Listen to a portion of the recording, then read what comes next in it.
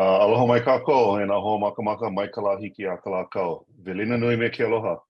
Mahalo nui no ke a koko ana o kākou no ka pono o ka lā hui, no ka pono o ka aina, a no ka pono o ka waina ho'i. Ea he o lelo na e ao, e kālele ana, e ko'i o ka vai. Ola I ka vai I ka opua. There is life in the water from the clouds. Good afternoon, everyone. Welcome to today's July 22nd, 2024 regular meeting of the Honolulu Board of Water Supply.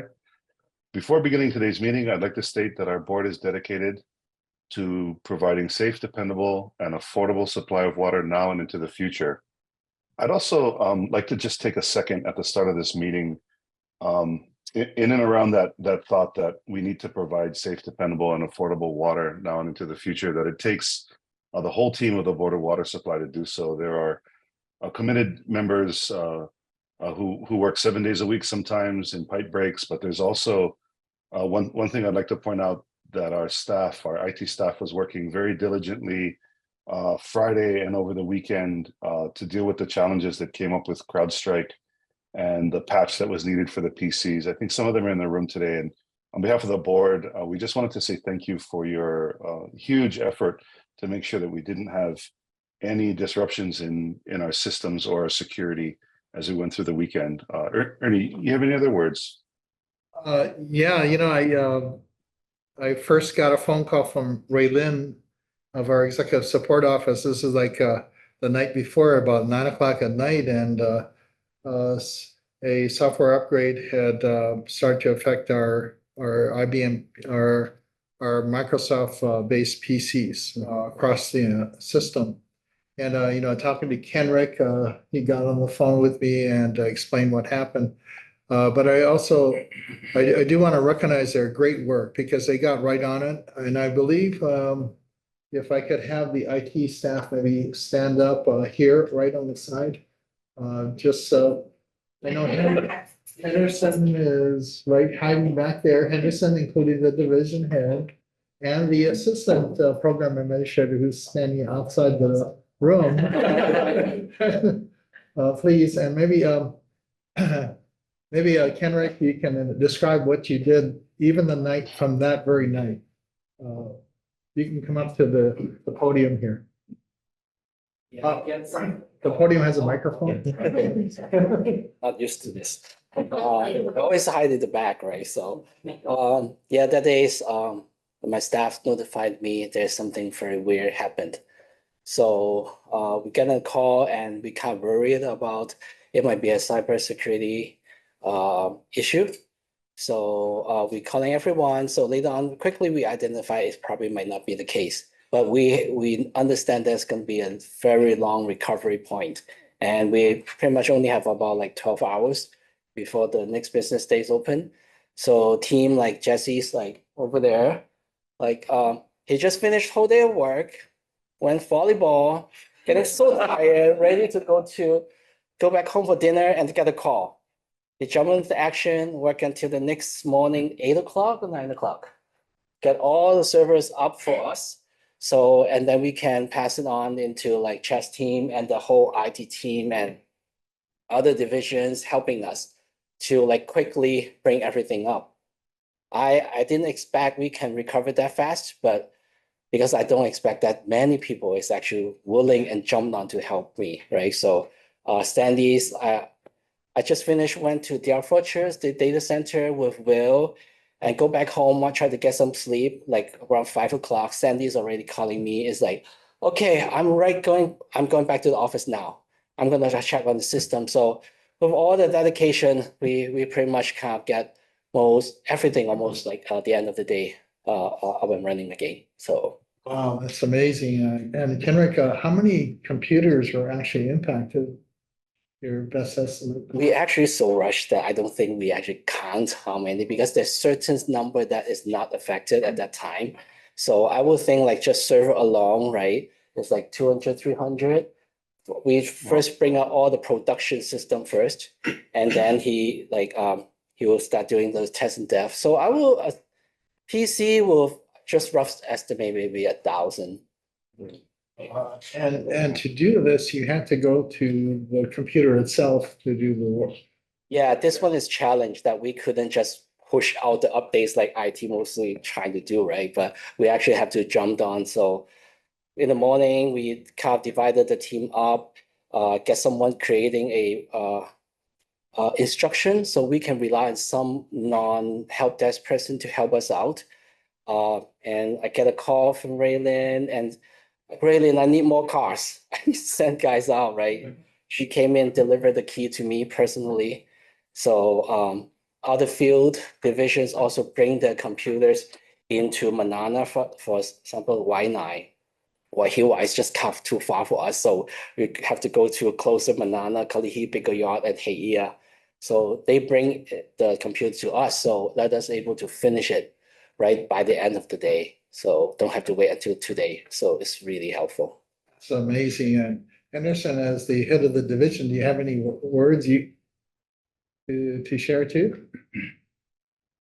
So just to level set, I was on vacation.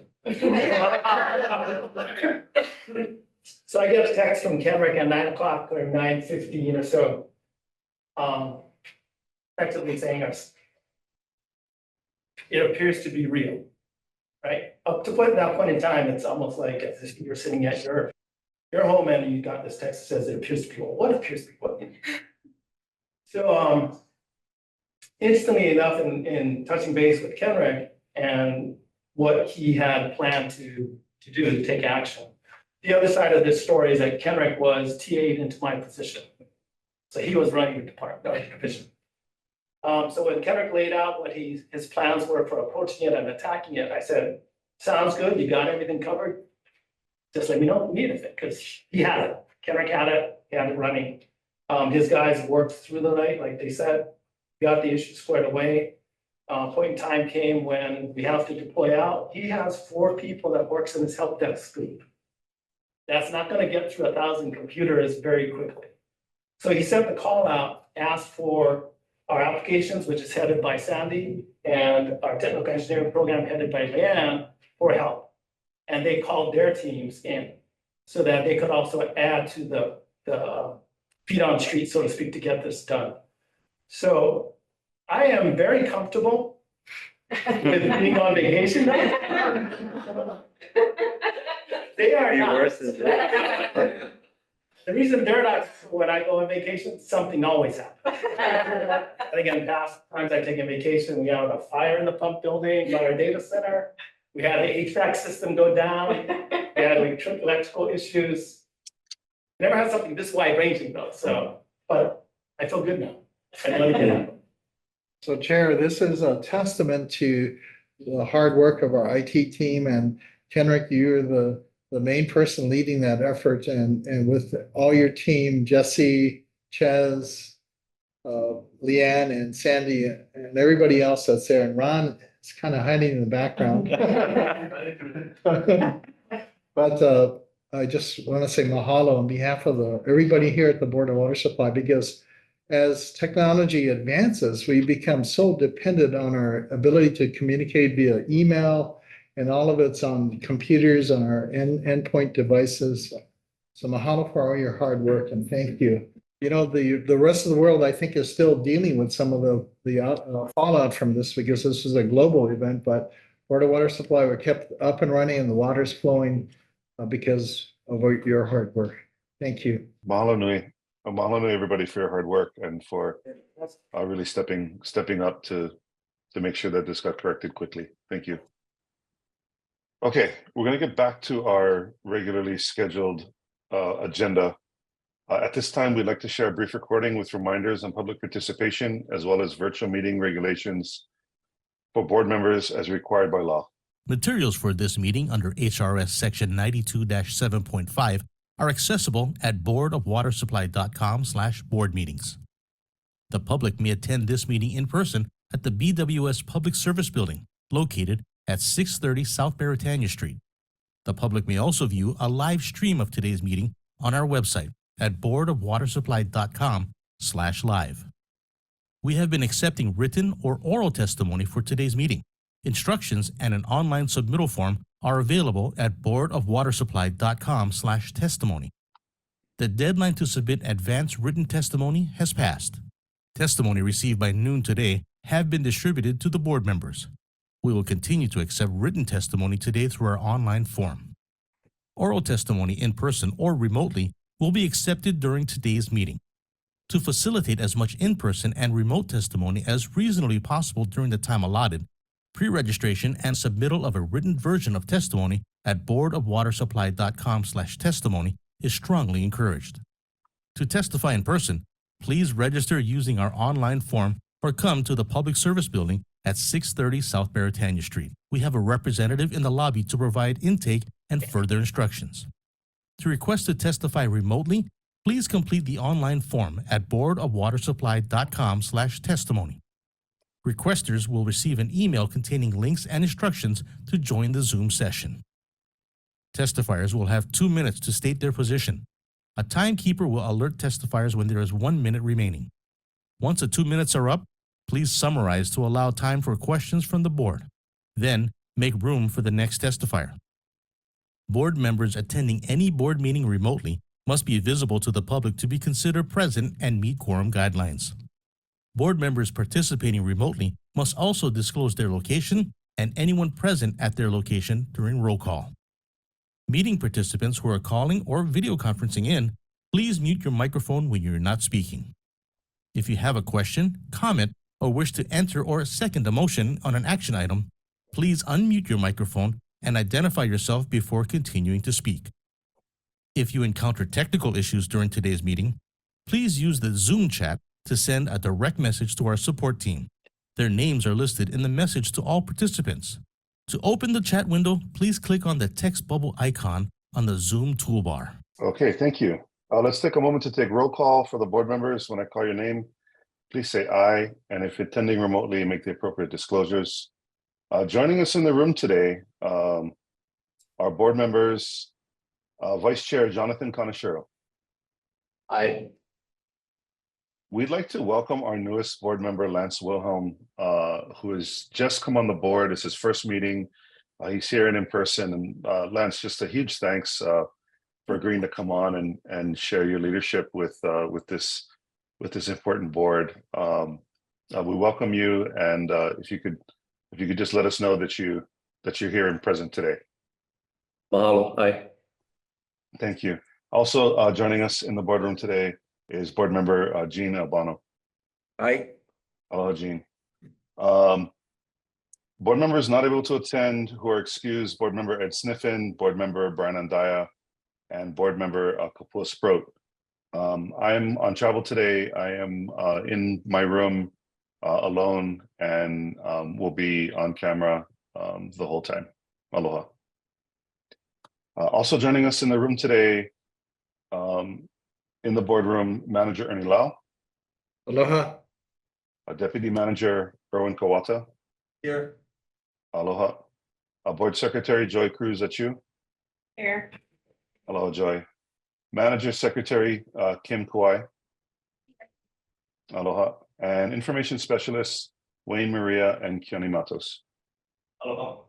Also joining us by Zoom today are Jeff Lau and Jessica Wong, both from the City and County Corp Council Department. Aloha, folks. Okay, so getting into our action items, we have 3 items on our action agenda today. Item requiring board action number 1, approval of the minutes of the regular meeting held June 24th, 2024. Is there any discussion? Hearing none. Can I get a motion to approve? So moved. And do I hear a second? Thank you, John. Second. Okay, was that Jean? Yes. Okay, it's been moved and seconded by John and Jean. Madam Secretary, roll call vote, please. Thank you, Chair. Vice Chair Jonathan Kaneshiro, Aye. Board Member Lance Wilhelm, Abstain. Board Member Jean Albano, Aye. Chair Nalehu Anthony, Aye. Chair. Motion passes with 3 ayes and 1 abstention. Okay, thank you so much. Moving on to item requiring board action number 2, adoption of resolution number. Go Chair, ahead. on the minutes, because there were 3 ayes and the majority Yep. to be present. Majority is 4 for the board. We have enough for quorum, but perhaps there may not be enough for the passage of the minutes. Can we check with can you check with the board secretary, board legal counsel, Jessica? Why don't we ping her in the background, and if we have to, we can bring this to the next board meeting if it doesn't pass with the 3 ayes and the 1 abstention. Okay, thank you, Chair. Okay, moving on to item number 2, adoption of resolution number 989, 2024, authorizing the manager and chief engineer of the Board of Water Supply to act on the board's behalf in all matters related to the abrogation of quitclaim deed dated April 5th, 2001, contract number 09-HI-2223, relating to the Kalaeloa seawater desalination facility property situate at Honouliuli, Ewa, Oahu, Hawaii, TMK 9-1-31-28. Chair recognizes Michael Matsuo and Barry Usigawa. Aloha. Good afternoon, Chair and members. I'm Mike Matsuo, Land Division Head. We are recommending approval of the resolution number 989-2024, which authorizes our manager, Ernest Lau, to act on the board's behalf in all matters relating to the abrogation of the quitclaim deed regarding our Kalaeloa seawater desalination facility in Campo Industrial Park. The U.S. Department of Health and Human Services is requiring a board resolution to pursue abrogation of the deed requirements and possible payments and credits as determined in the abrogation discussions. Abrogation is a release or buyout from the restrictions contained in the deed. And specifically, we're looking to remove the time period in which the desalination facility would need to be constructed and placed in use. We met with DHHS on July 11th to discuss the process and was informed that any costs BWS has expended for any improvements to the site, as well as any design and due diligence work and procurement of that design, operate, build, and maintain service agreement could be credited against the fair market value of the site. The fair market value would be based on an appraisal, which we are in the process of conducting. We acquired the 20.029 acre parcels for the seawater desalination plant through what is called a public benefit conveyance, which is part of the base realignment and closure process for the old Naval Air Station Barbers Point. The quitclaim deed required that the desalination facility be built and placed in operation within 3 years of the date of the deed. We were unable to meet that deadline, but did receive approval to extend the deed requirements to have the plant built and in operation by May 2024. Unfortunately, we ran into some delays in that, mostly due to the COVID-19 pandemic. And we did try to make another request for a deed extension in April of this year. Unfortunately, DHHS declined that request and requested that we either return the property to them or to the United States government or seek abrogation of the deed conditions. We did, and this was despite the fact that we had entered into a long-term design, build, operate, and maintain service agreement with Kalaeloa Desalco LLC in June of 2023. The seawater reverse osmosis desalination facility in Campo Industrial Park will provide high-quality potable water to meet the growing water needs of the Ewa District, which is the secondary urban center on Oahu. In addition, seawater desalination will supplement our existing groundwater supplies and increase system resilience during periods of intense drought from climate change. I'd like to read the resolution for you. Again, resolution number 989-2024, authorizing the manager and chief engineer, Board of Water Supply, to act on the board's behalf in all matters related to the abrogation of quitclaim deed dated April 5th, 2001, contract number 09-HI-2223, relating to the Kalaeloa seawater desalination facility property situate at Honouliuli, Ewa, Oahu, Hawaii, tax map key 9-1-031, parcel 28. Whereas BWS desires to construct the Kalaeloa seawater desalination facility in James Campbell Industrial Park to supplement Ewa's potable groundwater supply, and whereas seawater desalination will provide a resilient freshwater supply to mitigate more intense drought from climate change. And whereas BWS acquired the 20.029 acre parcel for the plant from the United States government by quitclaim deed dated again April 5th, 2001, and recorded at State Bureau of Conveyances as document number 2700717, that included, among other conditions, that BWS place the desalination facility in service within 36 months of the date of the quitclaim deed. Whereas due to water conservation savings in EVA, the plant was deferred until water demand increased. And whereas the quitclaim deed was amended in June of 2020 and recorded at the Bureau as document number T-111-55389 to allow us an additional 4 years from the date of the amended quitclaim deed to place the desal plant in service. And whereas due to complex procurement issues that resulted in the delay of executing a design, build, operate, maintain contract for the project, and delays and supply chain issues relating to the COVID-19 pandemic, BWS was unable to meet the deed restriction period in the deed amendment and requested another time extension of 4.5 years. Whereas by letter dated June 13th, 2024, the U.S. government denied our requests and required that we either voluntarily surrender the property or request abrogation of the deed restrictions. And whereas we have determined that due to the project's critical importance in developing community resilience to drought and climate change, we will pursue abrogation rather than voluntarily surrender the property. And whereas the government requires a resolution from the board that names an official to act on the board's behalf in all matters relating to the abrogation and authorize the expenditure of funds as appropriate to be paid to the U.S. government for the subjugation. Now, therefore, be it resolved by the members of the Board of Water Supply, City and County of Honolulu, in accordance with the Hawaii Revised Statutes and Revised Charter of the City and County of Honolulu, 1973, amended 2017, that Ernest Y. Lau, PE, Manager and Chief Engineer, is authorized to act on the board's behalf in all matters related to the abrogation of the quitclaim deed, contract number 09-HI-2223, relating to the Kalaeloa Seawater Desalination Facility. I'm available to answer any questions you may have. Members, any questions? I have one. So with this abrogation, do we anticipate any issues with the government? No, once we get the approval of the abrogation, we're buying out the property from them. So all the restrictions we lifted. Process to buy out the property. All right, thank you. You're welcome. In our meeting with Health and Human Services, they seem really supportive and will work with us to recognize, I think, our investments in the property over the years. You've committed for the longest term. Yeah. You've shown, demonstrated. Then I think once we actually buy the property, then they won't need to be involved anymore. It'll just be our property, free and clear.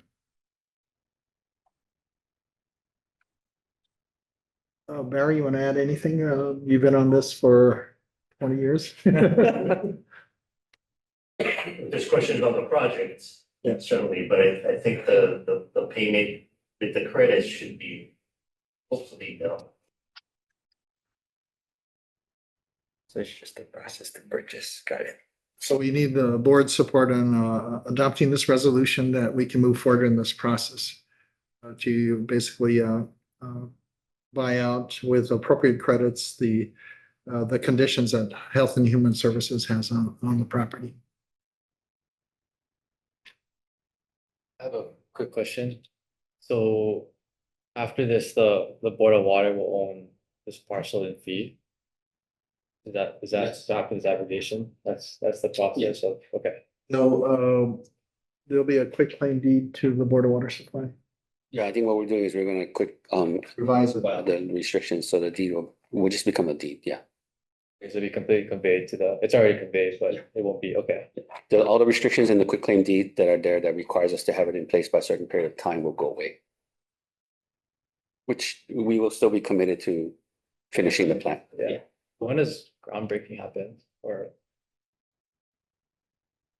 It's a very challenging project. There's a lot of permitting involved. The current schedule is to start construction next year, probably fall. We are in the design phase, but there's a number of challenges that we have to get through, but that's the current schedule. And it should be a 2-year construction period, sometime in late 27 or 2028. But the contract and all that has been already awarded, right? We've already executed a contract with, the companies are Kalelo. LLC.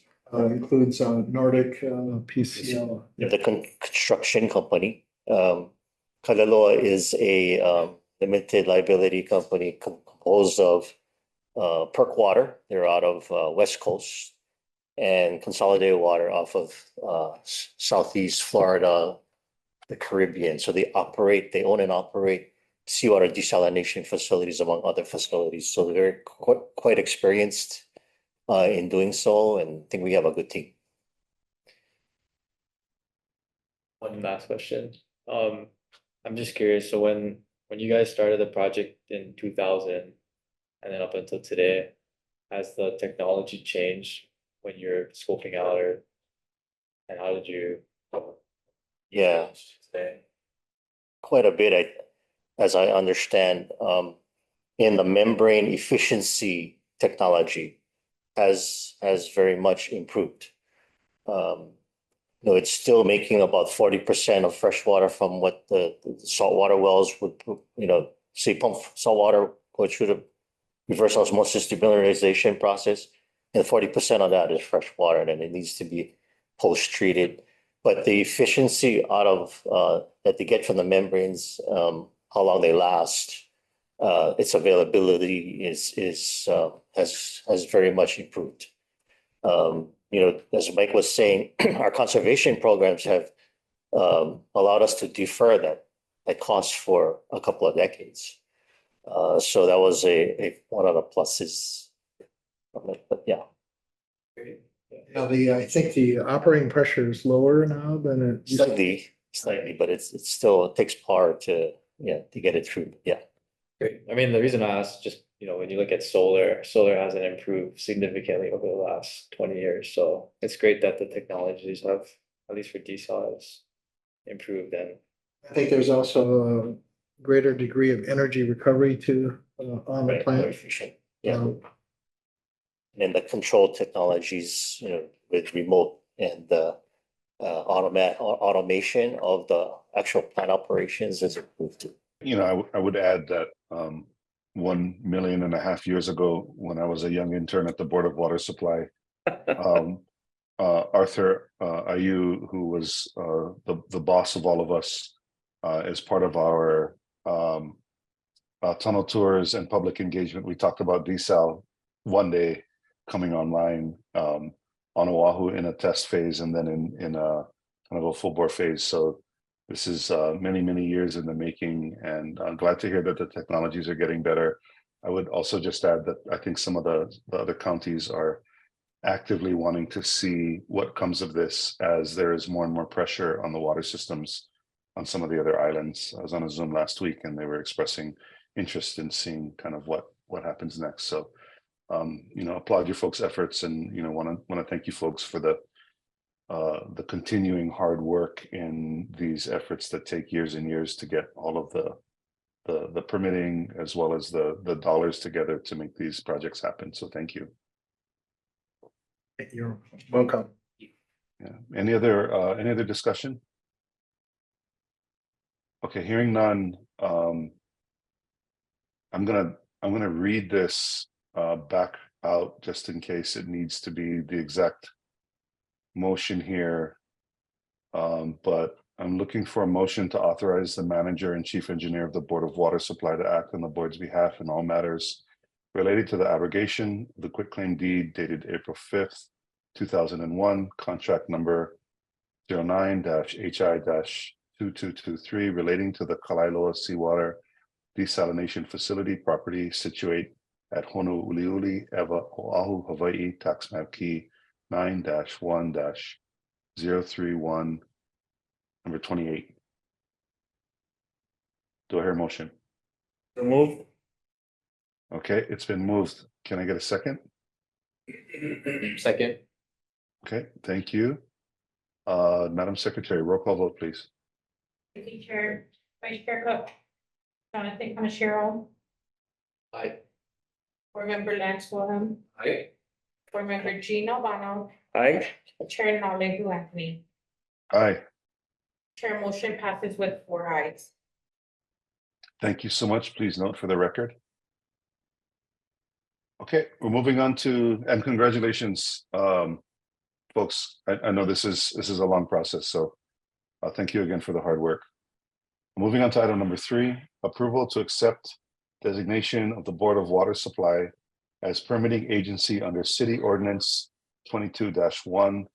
Chair recognizes Erwin Kowata. Aloha, Erwin. Thank you. Good afternoon, Chair and members. In early 2022, the City Council enacted City Ordinance 22-1 that requires any entity operating an underground storage tank or tank system with the capacity to hold more than 100,000 gallons of any regulated substance to obtain a permit from the city.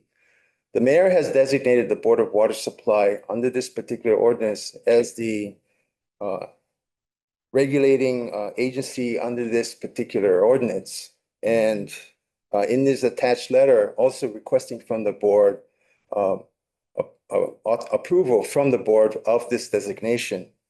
The mayor has selected the board, and as that permitting agency, we support the selection and request board approval to accept this designation of BWS as the responsible city agency under this ordinance. Happy to take any questions. We do have a PowerPoint attached to this item too. So this slide shows the mayor's letter, which designates the board as his recommendation or his selection to be the regulating agency under this particular ordinance. This is a picture of the ordinance in and of itself. It is based on federal code or US code and state Hawaii revised statutes that authorizes the city to have this kind of regulatory authority. The concept of regulating or preventing waste and pollution of our water supplies is also embodied in our current city charter of the board that describes our primary powers, duties, and functions of the board. Under this particular ordinance, 22-1, there are specific definitions of the department, including things like underground storage tank, the requirements therein, what the size of the facility. This is limited to those that are store more than 100,000 gallons. Slide. And as with all kinds of regulatory authorities, the ordinance has within it certain requirements for filing an application for the permit, inspection authorities of the designated agency, administration, and as well as enforcement and penalties associated with non-compliance.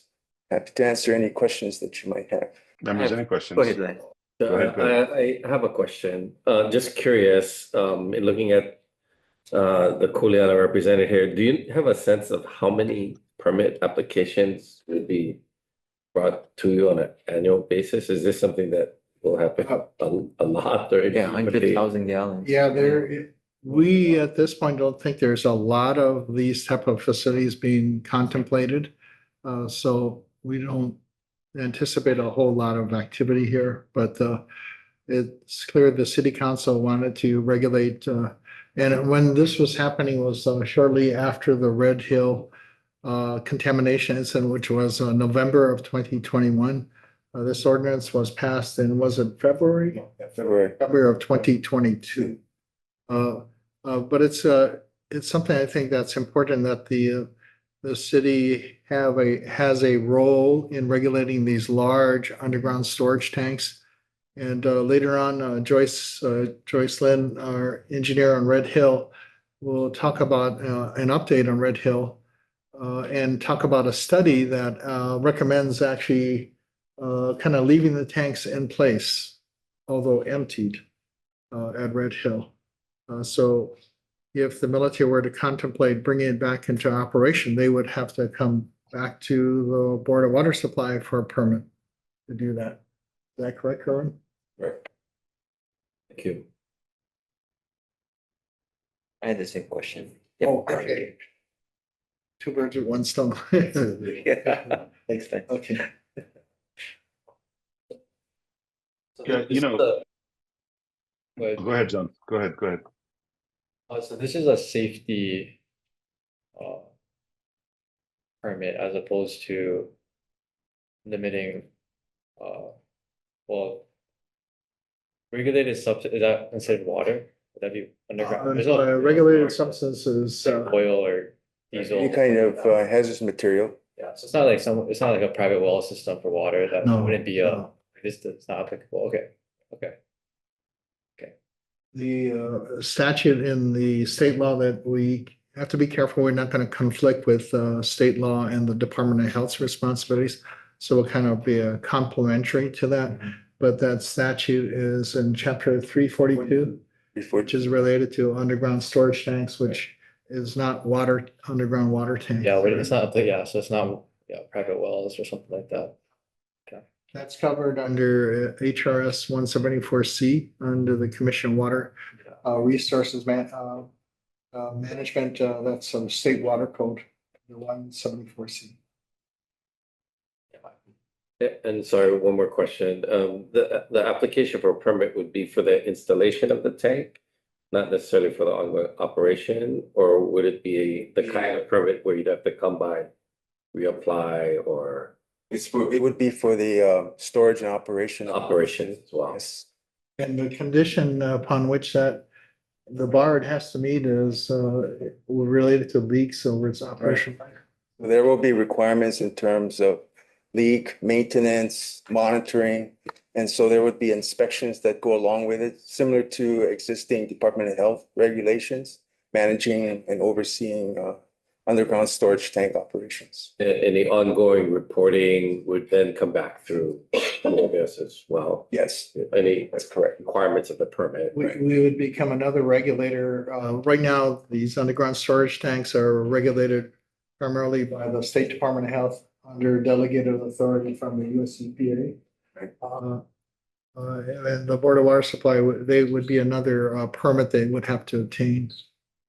And also still continue to meet state statutory requirements.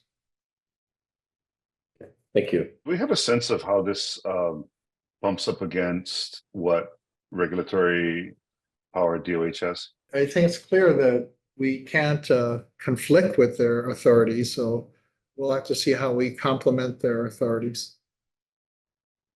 Erwin, you want to add Okay. anything?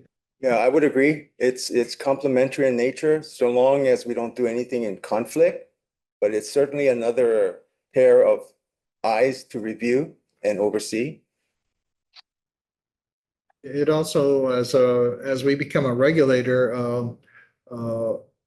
it's a different role in this particular area of regulation that Board of Water Supply then would be viewed as a regulator. Right now, in the whole situation related to fuel contamination of the aquifer, we're a big major stakeholder in the use of the resource and the preservation of that resource, but now we become also the role of a regulator of these underground storage tank systems that are more than 100,000 gallons of capacity. This, and to add what the manager said, it also is complementary from the standpoint of resource protection and the work that we're doing in terms of source water protection and development of that program. So all of this is complementing that and helps to provide additional review and oversight and management. You don't anticipate needing additional resources to fulfill this responsibility, like staffing resources or other? Yeah, that's actually, that's something we'll have to kind of study because there may be additional resources needed to be able to implement this program on an ongoing basis. Although we think the number of applications, as far as we can tell, we're not sure because we don't see these applications, might be relatively small and few and far between. We still have to build up the capacity to be able to go through a regulatory process. And this will also require adoption of rules and regulations to implement and administer this ordinance. Maybe just a comment and a question. I was surprised to learn And I shouldn't have been. I mean, the Board of Water Supply is almost 100 years old, and my understanding is that the Board of Water Supply used to be the regulator for many things having to do with water. Ernie, I think it's important you bring up the Board of Water Supply's role with respect to Red Hill. In One that, of the- Yeah, we've been working hard in making sure that the regulation of those tanks was held to the letter of the law, and that we obviously had a large role in making sure that we could meet charter. So I guess my question is, Erwin, is this something that you think we can handle as the Board of Water Supply, kind of stepping back into some of that regulation? My answer is yes. The charge with respect to management and oversight and protection of the water resources has been something with the board from its inception. And this is nothing new. And from that standpoint, procedurally, in terms of from an organizational standpoint, yes, this is going to be something a little bit new. But even at that, I think we have always historically adapted to the challenges that we've come up on. And no matter what those challenges, we have always been able to find a way to meet those challenges. So this is, and from that standpoint, nothing new.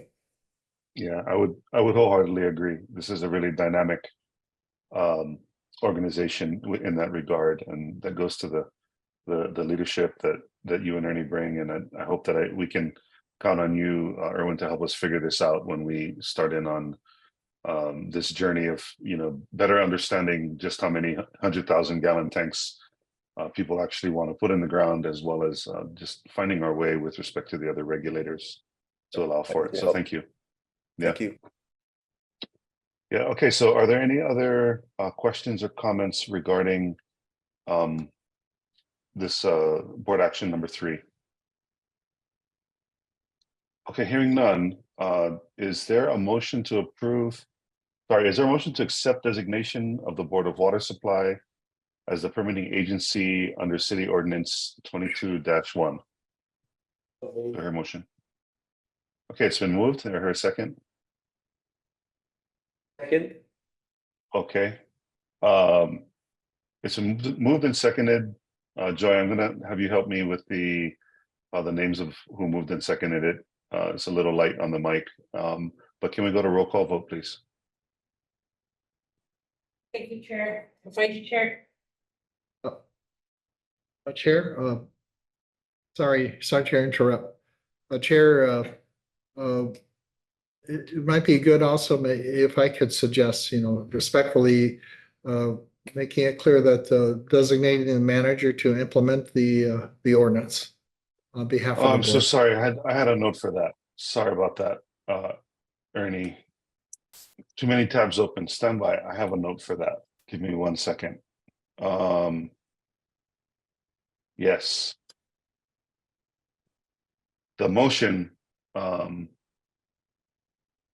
board hereby authorizes manager and chief engineer to take any and all actions reasonable and necessary and appropriate to develop and implement a regulatory program under City Ordinance 22-1. Do I hear a motion to approve that? A move. It's been moved. Do I hear a second? Second. Okay, thank you. It's moved and seconded. Joy, you can get the names down, and can you roll call vote? Thank you, Ernie, for the correction. Thank you. Thank you, Chair. Vice Chair Jonathan Conchero. Aye. Board Member Lance Wallen. Aye. Board Member Gina Albano. Aye. Chair Navig Lenthmy. Aye. Chair motion passes with 4 ayes.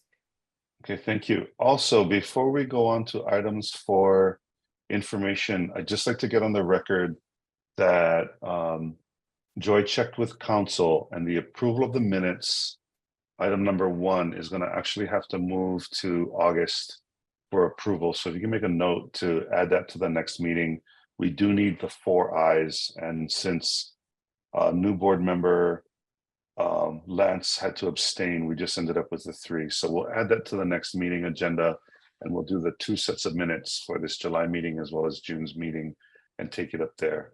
So I thank everyone for their dotting the i's and crossing the t's on that. And we're going to move on now for items for information. Number one, the update on the Board of Water Supply's response to potential impacts of Red Hill fuel contamination. Chair recognizes Joyce Lin. Aloha, Joyce. Thank you, Chair. Good afternoon, Chair and good board members. I'm Joyce, engineer working on Red Hill related projects. This is the July 2024 Red Hill update. Last month, we had the following engagements: the regular subject matter expert meetings and Red Hill remediation roundtable with EPA, BWS, Navy, and other stakeholders. Our manager continued to request for transparency and unredacted documents from the Navy and regulators. We also attended the Pearl Harbor Hickam Kalaeloa Restoration Advisory Board meeting. A Restoration Advisory Board, or RAB, is an extension of the Department of Defense Technical Review Committee and consists of a DoD co-chair, a community co-chair, RAB members, RAB community members, members from the state and EPA as well. The purpose of the RAB is to incorporate public participation in DoD's cleanup programs. And this specific RAB has been in existence for about 20 years or so now and had historically held regular public meetings throughout the year. However, due to COVID-19 pandemic, the meetings were put on hold. So this June meeting was an effort to kickstart the regular meetings again, focusing on restoration efforts in the Pearl Harbor, Hickam, and Kalaeloa areas. During the RAB meeting, the Navy presented on their latest findings from the remedial investigation at Red Hill Bulk Fuel Storage Facility.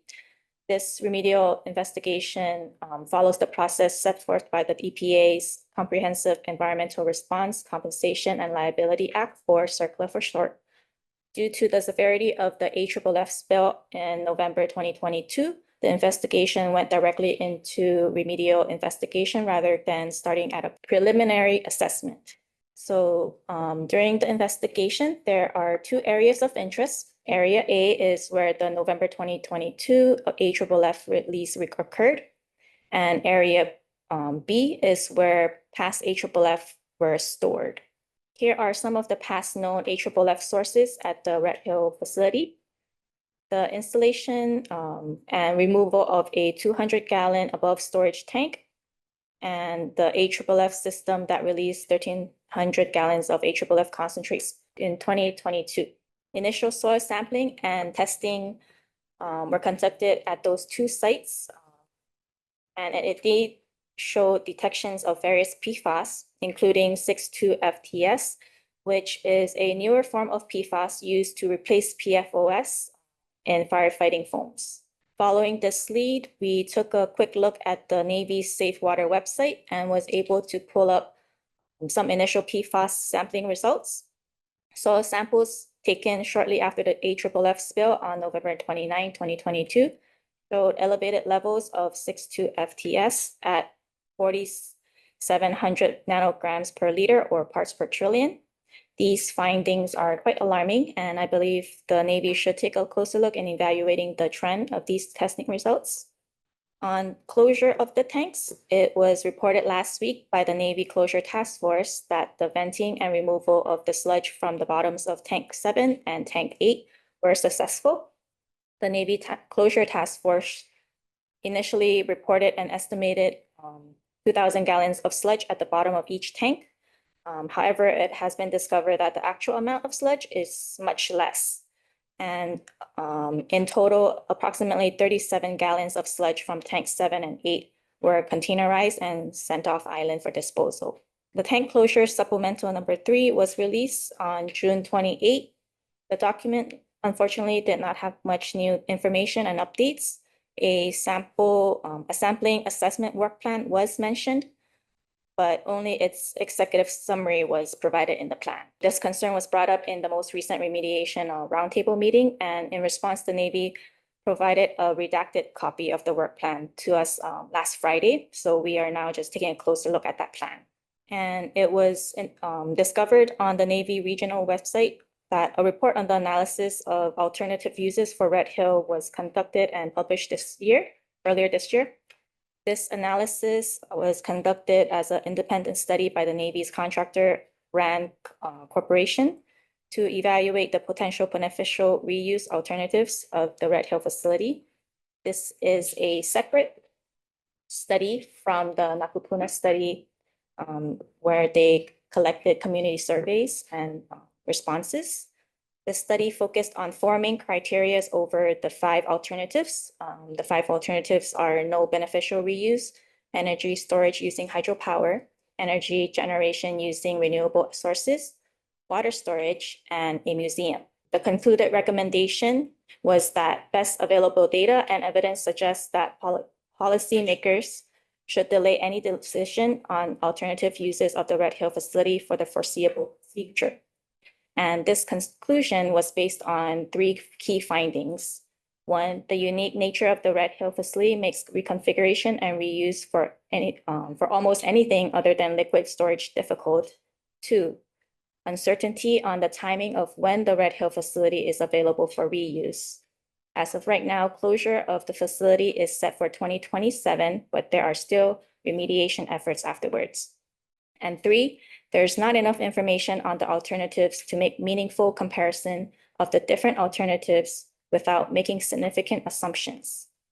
So this report, including the Nakupuna surveys from the community, were submitted to Congress earlier this year around March. It would be up to the Congress to review all of the documents and make that final suggestion on that closure, the final closure method of the Red Hill tanks. Upcoming events, the Navy Closure Task Force is hosting an open house on Wednesday, August 21st at the Moanalua Community Center from 5 to 7 p.m. This concludes my Red Hill update for today. I'll be on standby for any questions. Thank you. Thank you, Joyce. Members, any questions? The RAND Corporation report, who commissioned it? It was the Navy, The Navy commissioned the report. part of the Congress, yeah. And part of that was because they were required to submit a report to Congress. Correct. Can you check and see what the Congress's response was? They have not responded just yet. There's no release of the response. They're still reviewing all the documents. Yeah. Thank you. How about, go ahead, John. I just, is that the process to figure out what they're gonna do with Red Hill? It has to go through Congress and then make a recommendation.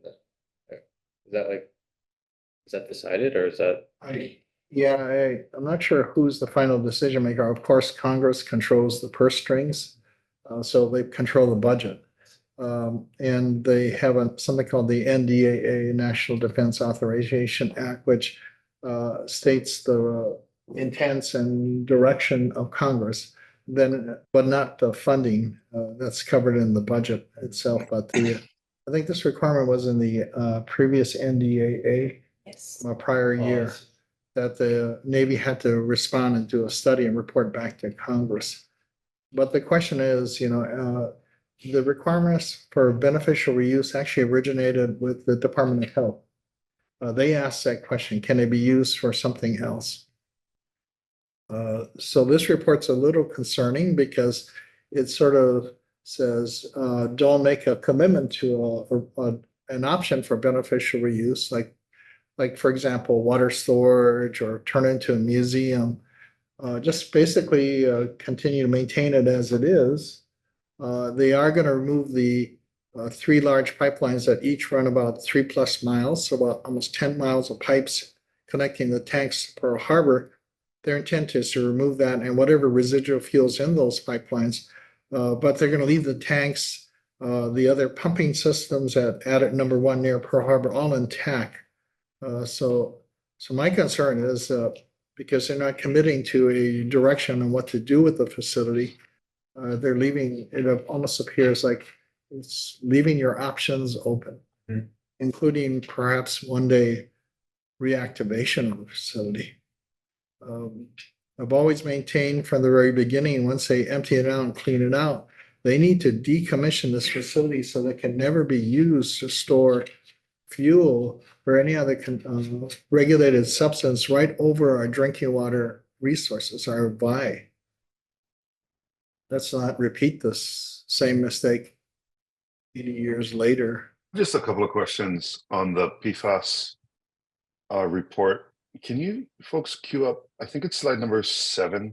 It's the title is PFAS detections in soil. Just can you guys walk me through this? So in the soil they found the detection Yes. went up to 4,700 parts per trillion. So shortly after the AFFF spill, there were the photo on the left, that's actually the sampling sheet from the lab report. So there were 3 types of sample collected. There were 1 soil sample and then 2 for water. And looking specifically at data for the soil, we noticed elevated detections of that 6,2 FTS, which is a type of PFAS used to replace PFOS in firefighting foam. It was detected in the soil. Is this in and around the area where it spilled? I mean, do we know Yes. the okay, so this is what, okay. And do you know if they continue to sample the soil in and around that area over time? I'm not too sure. I would need to look a little bit more.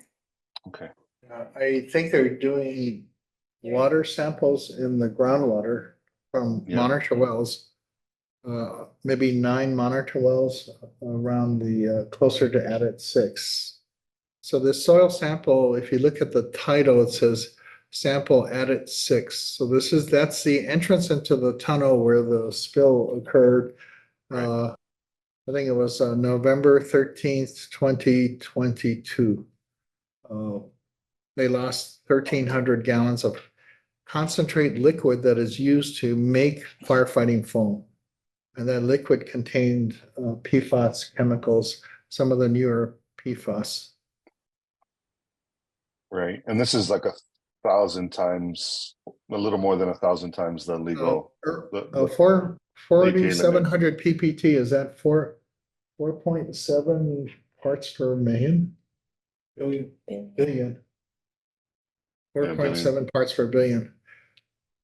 Not to do comparisons, but the EPA just recently adopted drinking water standards that measure and those standards, like for PFOA, is at 4 parts per trillion.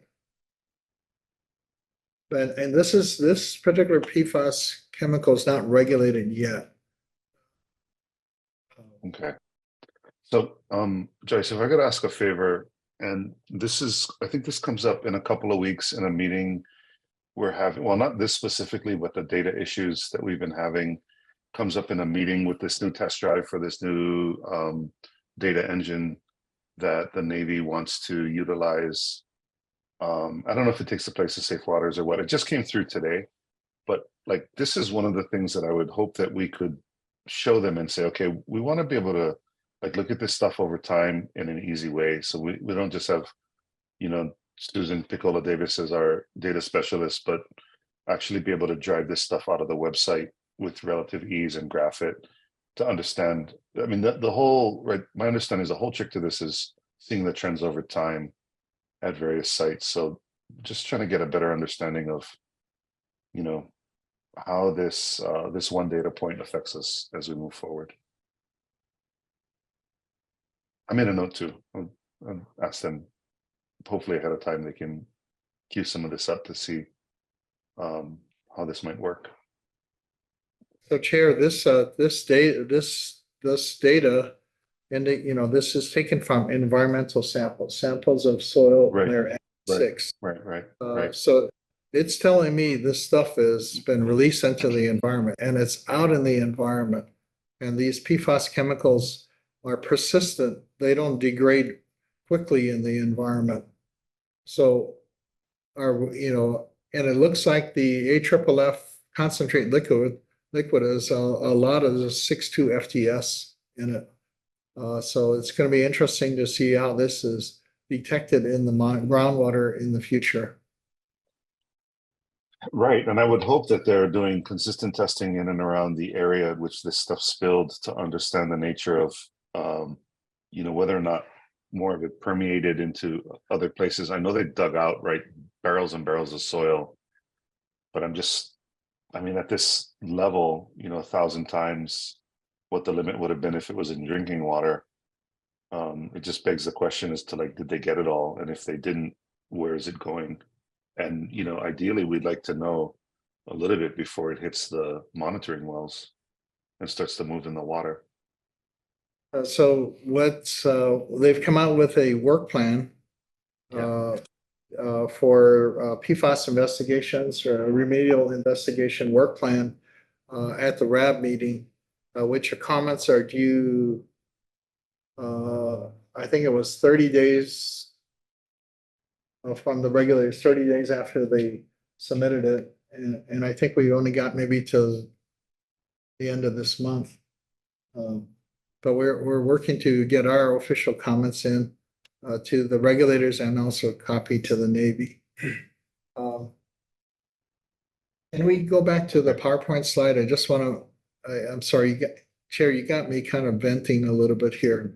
But if we go back to the photo of the silver tank. So after the spill of the AFFF concentrate back in November of 2022, I asked them, have you used PFAS at Red Hill, PFAS chemicals at Red Hill? And they said, no, they haven't. But look here in their own report, 1960s, this is a tank that contained 200 gallons of that concentrate liquid to make AFFF. Now, where is this located? And then also, if you notice, there's piping connected to this. Where does the piping run? And this is just a storage tank for the liquid. Was PFAS used in the Red Hill underground tank farm too? The system that leaked back in 2022 when they had that human error spill of 1,300 gallons of concentrate liquid. They used 1,100 gallons, but I think it's more like 1,300 gallons. They had pipes that ran into the tunnel to be located to make foam, AFFF foam, right near the bottoms of the tanks, where if there was a fire, it'd be in the underground tunnel near the tank farm. So in the past, did they also have systems like this going back to the 1960s that also use AFFF because they've been using it for now going on 60 plus years in their facilities. So that's the other problematic thing, is about the lack of transparency about this Red Hill facility that is 80 plus years old, that was declassified in 1995. They still insist on redacting information about this facility. The Navy would, and the Department of Defense would take a big step forward in trying to rebuild public confidence by being completely transparent, to let us know what we're dealing with. Anyway, I'll just stop completely there. agree. We can't, we don't know what to look for if we don't know what the inputs were. So I agree. And they have the information, so they just need to come clean and be transparent with it. Thank you, Ernie and Joyce, for the update. If no other questions, we're going to move on to item for information number 2, recruitment status. Chair recognizes Michelle Thomas. Hello, Michelle. Aloha, board chair and board members. Thank you for having me. My name is Michelle Thomas. I am the Chief Human Resources Officer for the Board of Water Supply. I'm here to provide you with the recruitment status update for the period of April 2024 through June 2024. For the period of April 2024 through June 2024, we had 26 new hires, 11 promotions, 1 transfer, and 15 separations. We continue to work diligently to fill as many of the BWS's vacancies as quickly as possible.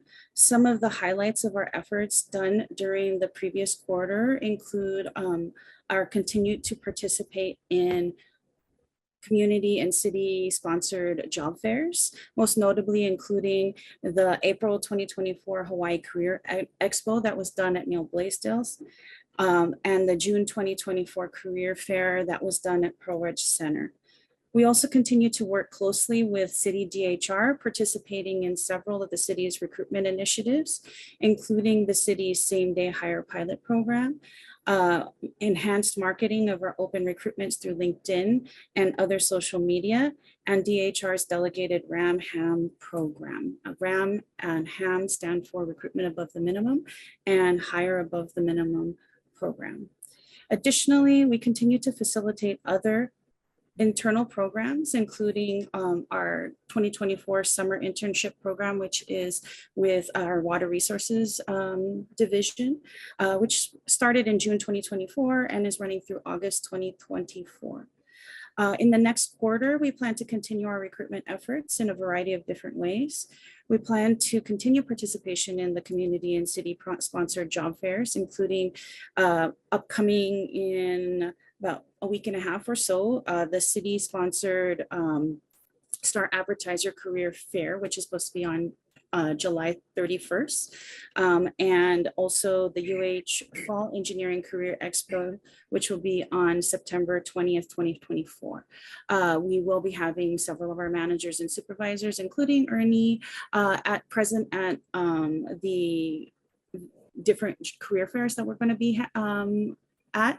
And so we encourage any and all of you folks who know anyone who might be interested in our open recruitments to come and check us out. Additionally, we do continue to plan to continue participation in the city's enhanced recruitment programs and hope that the recently instituted interim salary increases for engineers that were recently implemented will attract individuals to our many difficult to fill vacancies. And we are told that there will be a city open house sometime in the fall, which will provide you folks with more information so that you can encourage individuals to come and check out our engineering and opportunities and meet some of our engineers, as we have already committed to participating in that as well. Lastly, we will continue to work with the City Department of Human Resources and our BWS hiring managers to accelerate our recruitment and selection activities where possible. So hopefully we can fill the positions as we continue to grow as the BWS Ohana. That ends the report from me today. Do you have any questions? Maybe just a comment. First of all, thank you for the report, Michelle. And next time you come before the board, we'd like to hear more about how those efforts are playing out. I know that we're seeing in the paper or online just some of the challenges that some of the other city agencies are having. I think last week was HPD with all the vacancies, and we know that there's been these chronic challenges, especially with engineers. I think at some point we may need to pull together a PIG to help to brainstorm what might be possible given the sets of constraints that we have as being part of the city charter to address some of this. But just wanting to learn more about what is working in your opinion as we go through these different options to be able to hire and find new folks to bring in. We actually currently have a PIG that is available right now. We did have one meeting on this, but we haven't had additional meetings due to all the variety of activity and changes in the board. So we can always schedule to have a meeting, I believe, correct, Ernie? Yeah, I think we're probably going to go back and we'll look at the membership of the PIG to see if there's been already some turnover. Okay. Yeah, sorry, I missed that. Thank you. Yeah, okay.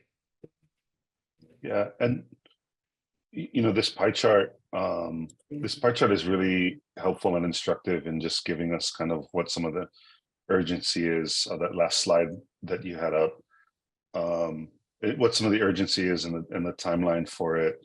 I'm wondering, and I guess we'd have to have a discussion about like what the word leadership means in this question, but I'm wondering what happens when you would overlay leadership in the BWS over this to just understand, how immediate the challenge might be to fill not only, some of these technical spots, but also leadership spots, division heads and the like.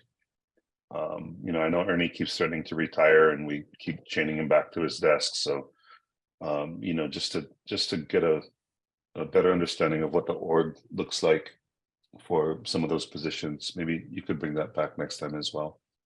Oh, yeah, Chair, we could maybe do a chart that shows supervisory versus non-supervisory positions on that are eligible to retire. Yeah, something that makes sense. That's not too difficult to cull through. Okay. I can see Thank what. Yeah, thank you. Any other questions, members? Okay, Michelle, thank you so much for your update today. Moving on to number 3, status update of groundwater levels at all index stations. Chair recognizes Barry Usigala. Aloha, Barry, and welcome back. Thank you, Mr. Chair and board members. For the month of June, we have 4 aquifer index stations in low groundwater status. They're all in caution, which is a good sign, I guess. Kaimuki, Pro City, Pro Puralu, and Wailua. The monthly production is 139 million gallons per day. That's pretty good for June.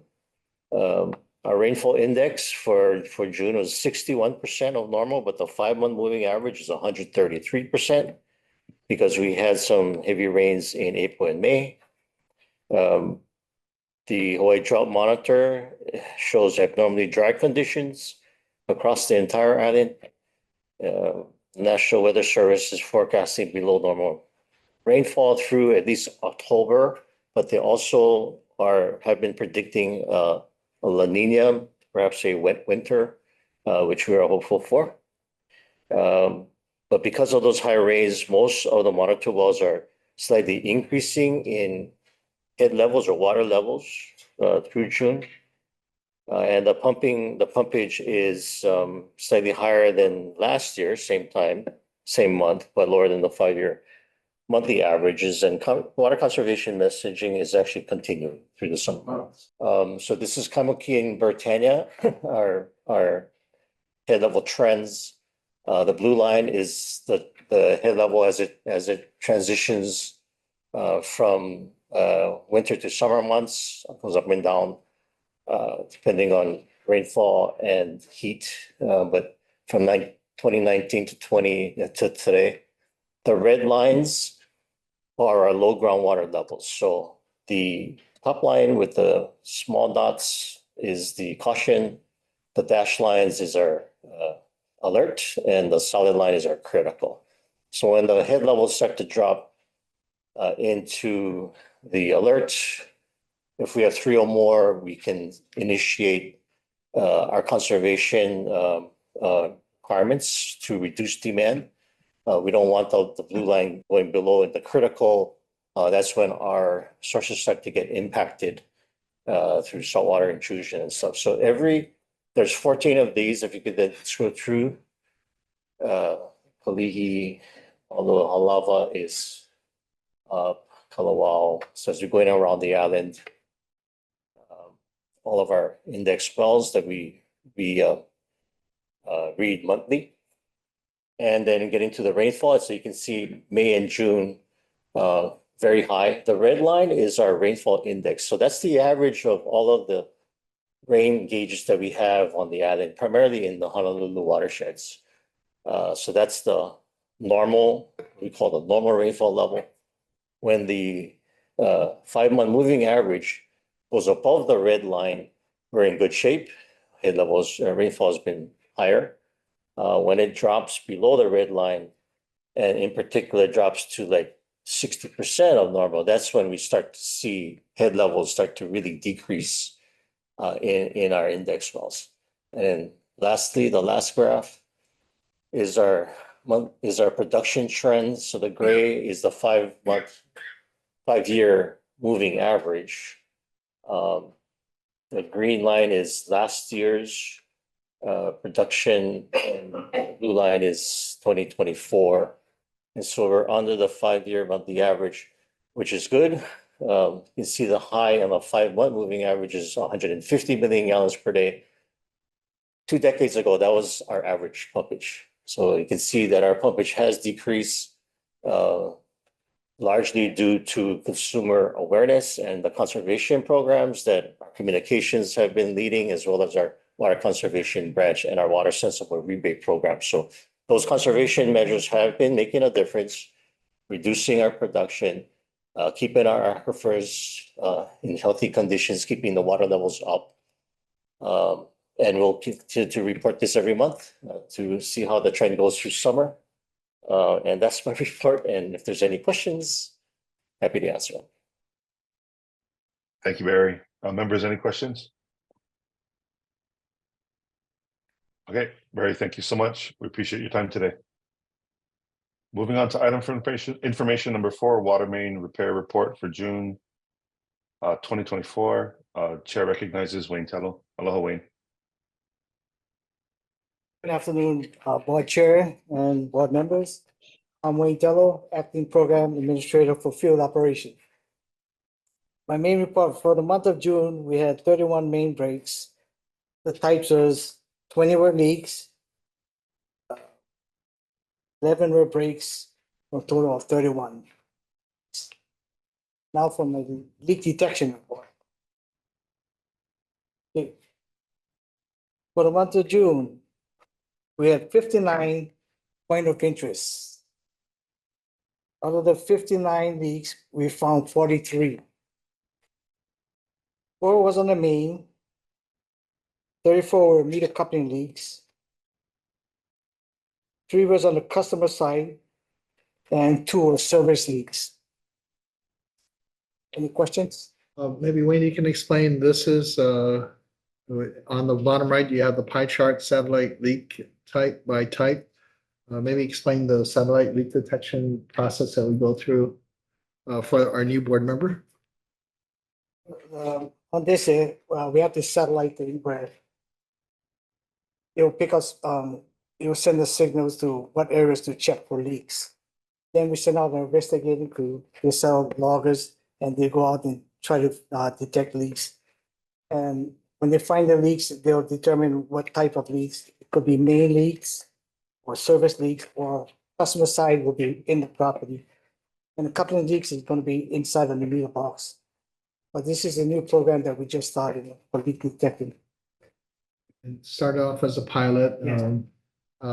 Satellite photo images can actually detect chlorinated water at the surface of the ground or below the ground, maybe up to maybe a meter deep under the ground surface.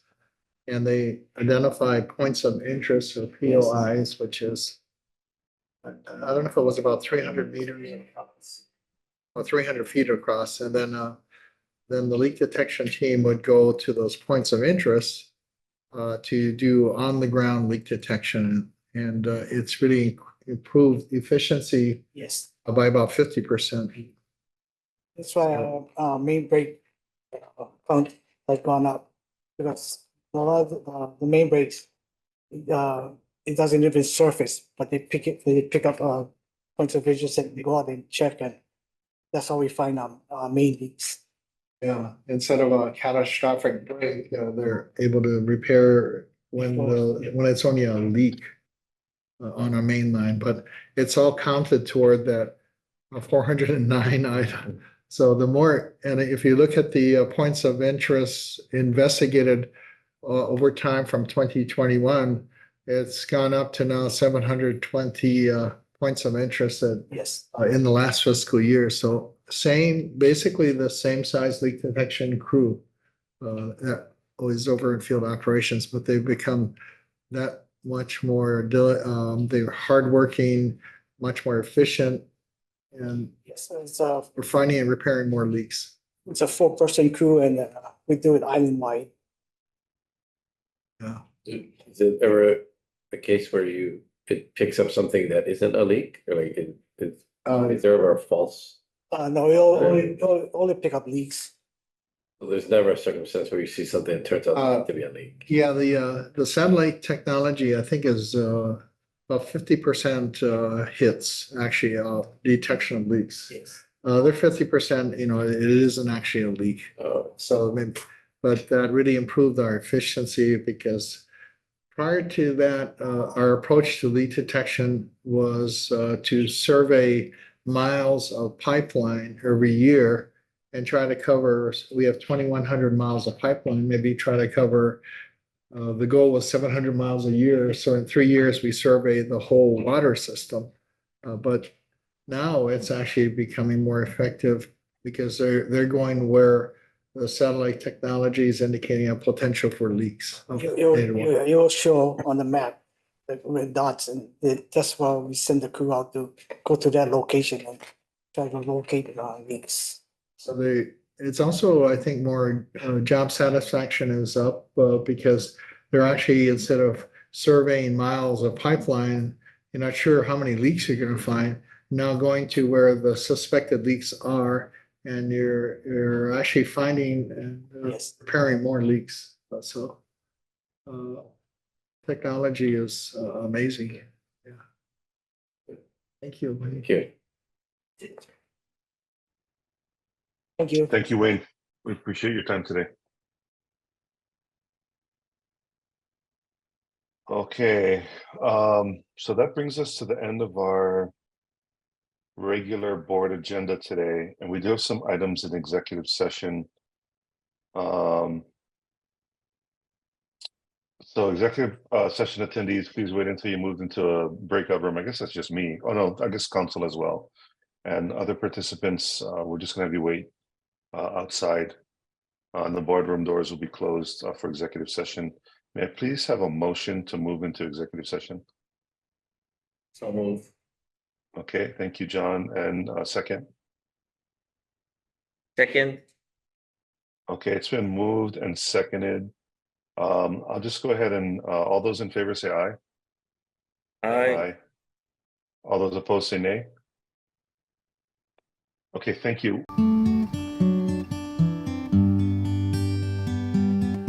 That brings us to the end of our regular board agenda today. If there's no other business, is there a motion to adjourn? I move to adjourn. Second. It's been moved and seconded. All those in favor say aye. Aye. Great. All Great those meeting. opposed say nay. We stand in recess. Go ahead and bang the gavel there, Vice Chair. Thank you, everyone.